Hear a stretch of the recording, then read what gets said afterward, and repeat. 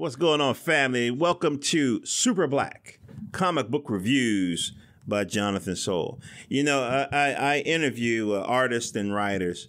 I specialize in comic books in particular and the sci-fi genre in general.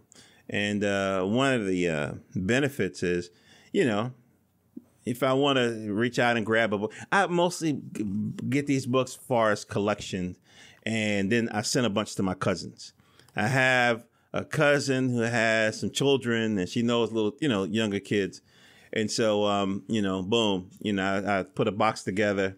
And sometimes it's the old books that I had, from my son and, my girls or whatever. They're older now. And so I send them to them, kind of a thing. You'd hope that they would do the same. One of the books that I sent was Black Heroes in the Martial Arts.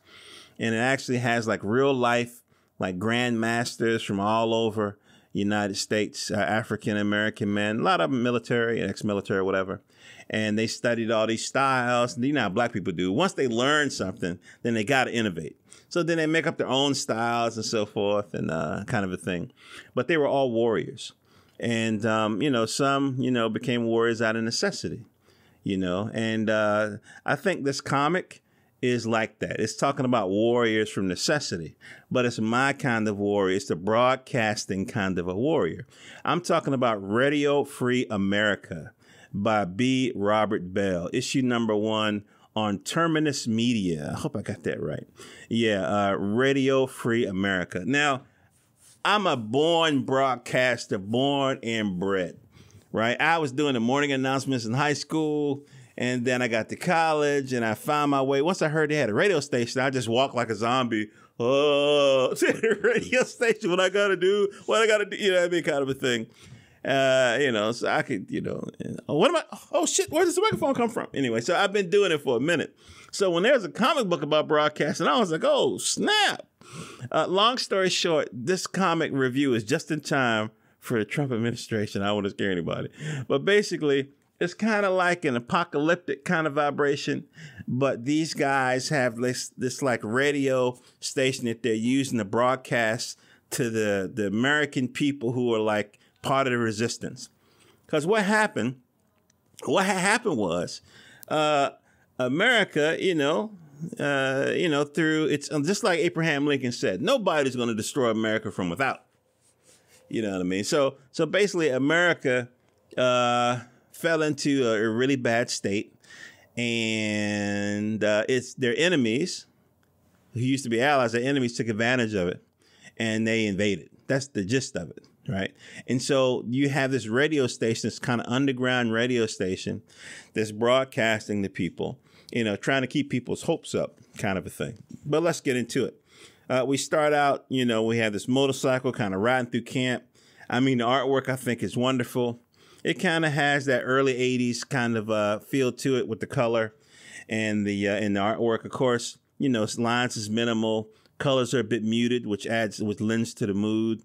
You can see the American flag up there kind of, tattered or whatever. And let's see here. It says the American Refugee Camp 221 in Ontario, Canada, May 14th, 2020. Can I tell you something that's really jacked up about sci-fi? I'm mad at all y'all sci-fi creators and writers out there because y'all don't put stuff far enough into the future. You know what I'm saying? It's like every time I see one of these books, whatever fictional date they're talking about when stuff really got bad, it's like 5 years away. You know what I mean? Come on. Only people I'm not mad at is Star Trek and Star Wars is in the past, I guess, right? Because it's back in the day. But man, can y'all push this stuff farther in the future? I mean, when I read this, all I could think about was Trump. Doggone it. But anyway, kids, don't worry about if you're listening. I'm just joking. We, especially African-American people, we've been through a lot worse than Trump. One thing you can say about African-American people, we survivors. Trust me. Trump is like water off a duck's back. So let's keep going. We see the motorcycle guy, Rome. He's going to the camp, and the camp is, has the little flag on there, radio. Now, I think it's, it's whenever you see America spelled with a K, Whatever you see, America spelled with a K. Yeah, man. So basically, you can see these people, they're broadcasting inside or whatever. And this guy coming in, if I remember correctly, I believe his name is Moses. Yeah, his name is Moses. And, as we go deeper into this book, we'll be reminded why his name is Moses. But anyway, so, Radio Free America Command Tent, he's when you're in a very desperate situation, you're running a radio station. One of the things that's very, very, very important is vinyl. You've got to have vinyl. I got your MP3s and your MP4, all that kind of ish. But family, when you're back down to low tech, ain't nothing like vinyl. Okay, so anywho, so the brothers, he got some what we used to call 12 inches. And, he's giving it to the DJ and he's, oh, my God. Now, here's the funny thing. Growing up, I remember, by the time I came into a knowledge of hip hop, that's a weird way to say it. By the time I came into a knowledge of hip hop, it had just started to get like major radio play. So I'm talking like 84, 85 and the DMV. And so, I remember my high school, people was doing the popping. Oh, man, why am I doing this? Why am I going this way? Well, sidebar. I remember when I was in high school, guys doing the popping and lock. And I remember this Asian kid. He did this thing. I think they called it the ET, where he had like a long sleeve sweater with turtleneck, right? And he would do this, wobble thing, this pop and lock thing. And then he would pull the sleeves long over his hands so they kind of dangled down. And then he'd like squat down and pull the sweater over his knees and stuff and walk. And it was kind of like he was E.T. Oh, y'all remember that movie. But anyway, yeah, it was a beautiful time to be alive. We wasn't thinking about it. But African American people, you know what I mean, with the Puerto Rican brothers that was there with the dance and everything, and other folks that we was making something special. But the reason why I said it is because nowadays that would be considered like old school classics, right? In this comic, you can look at the DJ guy saying old school Drake, Eminem, and some Linkin Park. That's old school? In 2020, it's going to be old school, right? So anyway, so we're going forward and everything. And so you might ask yourself, well, why is this significant? I think the term is meta. I hope I'm using that name properly. I'm not hip with the new slang, but I think when you do a commentary on yourself, I hope that's the way I'm using it. I hope it's proper. But I think this is a commentary on America, meaning that this is my interpretation of this comic. And I think it's up to 3. I hope I got that right. As America grows, we start to, maybe as an organization grows, it starts to lose its way. And part of that process of losing its way is that you start to abuse, and you start to, do different things and so forth. They kind of create a sense of desperation. And when humans, which are basically animals, I know people are like, oh, we're not animals, we're thinking, but come on, man. And I put it like this. Well, you can see that at least our body is animal. Our spirit may not be, but our body is. And when human beings get desperate, then they'll act out. And so America has always had a desperate population because of the way it's run. And that's been African American people and the poor. And so basically, long story short, is that America has become has imploded. And there's always a group of people that feel like, well, we can recover, we can make it better, we can do things right. And so those people need inspiration because that's basically what they're running off of. They don't have a lot of resources. They don't have a lot of, technology. Sometimes they don't have a lot of numbers. But what they do have is imagination. And sometimes that imagination just needs to be fueled. And that's what this radio station is doing, in my humble opinion. And so we go through, and then we see what the brother. Thanks, y'all, for this monologue. You know, it's funny. Once I record this, it's all beautiful and righteous. Then I go back and edit, and I say, "Doggone it, why do you talk so long, man?" You know what I mean? But I think you guys enjoy it. So anyway, so we're going through, and we're checking out the brother, and he's doing this thing. Can I tell you something? Playing music is something otherworldly. I used to be in the Matrix. Anytime you hear me say the Matrix, I'm talking about the church. I'm talking about the Christian church. I used to be a very religious person, like preach on the corner type religious person. And then I messed around and took a bet to study history. I don't want to get into all into it, but let's just say I'm not in the Matrix anymore. But the thing that I do remember is when I was in the Matrix, I had a gospel program. And I used to play gospel music. And I'm not going to lie to you, even to this day, me knowing what I know about history and 12 Crucifieds, I got all the books, the George Jacksons and the J.A. Rogers and the Dr. Yakiman, the whole bit. You even got Introduction to Black Studies by Maulana Karenga, who, I don't know, people say maybe it was an asset. I don't know. But anyway, I get that. But that doesn't take away the fact that when I play certain gospel music, I get chilly bumps on my goosebumps. You know, there are times when I was playing a set that electricity was in the studio. I think I get there, I don't know, 5:30 in the morning, if I can remember correctly. I think I got there because my show was at 6 to 9. And I would get there 5 o'clock, 5:30. You know, I pull out some records or whatever. And I never had like a very deep playlist. I always had maybe like 3 or 4 songs. And then I would just flow. You know, and that's the way I do my interviews. I have a couple of questions. You know, the first question I always ask the person is, hey, how can I help you? And I'm not trying to be cheeky or anything. I mean, I'm really doing it. I don't have to do this. You know what I mean? But that's not true. I have to do it. I got a broadcast, man. But I want to know how I can help. And so once we get the conversation going, I'm flowing in the conversation the way I used to flow playing records. That's the old school. We used to mix and, get the right beats and all that kind of stuff and everything. You blend it in and you try to make the tone match with the message and everything. And then you get on the mic, you make a couple of references to the music, and then you go into the news, the announcements, or the weather, whatever, and then you flow back into it. It was like, it wasn't surfing as much as creating the tide. And I think that DJs are very special people.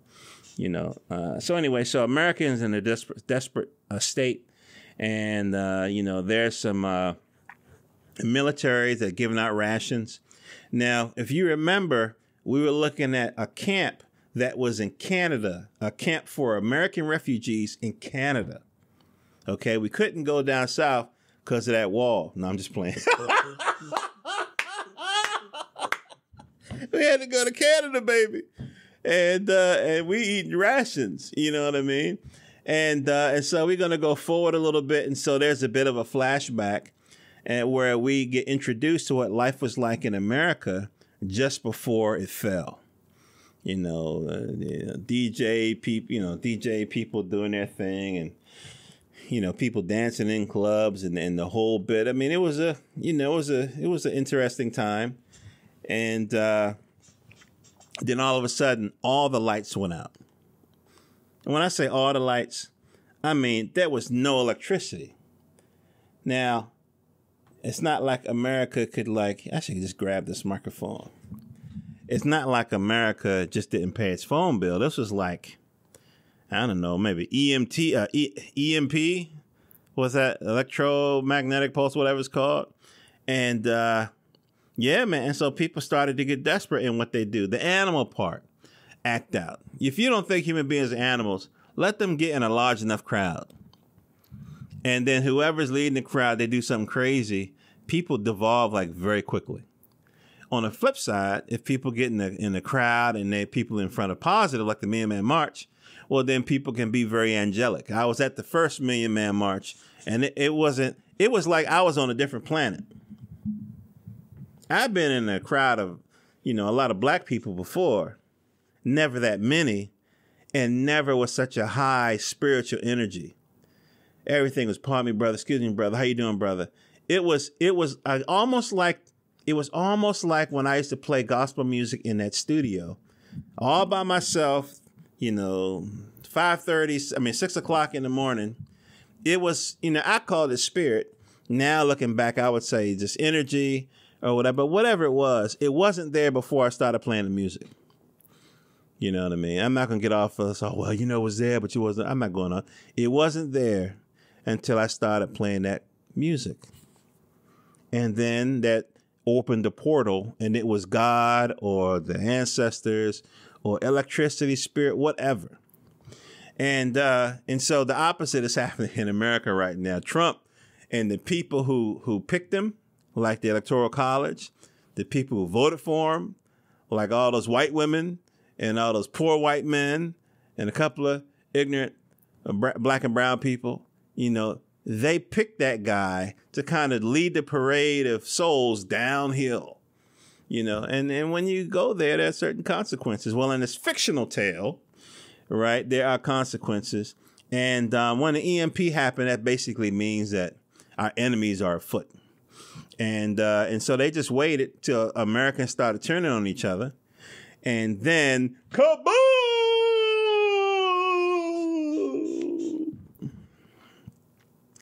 Yeah, there's more details in the other panels, but I'm not going to show you. Why? Because I want you to get the book.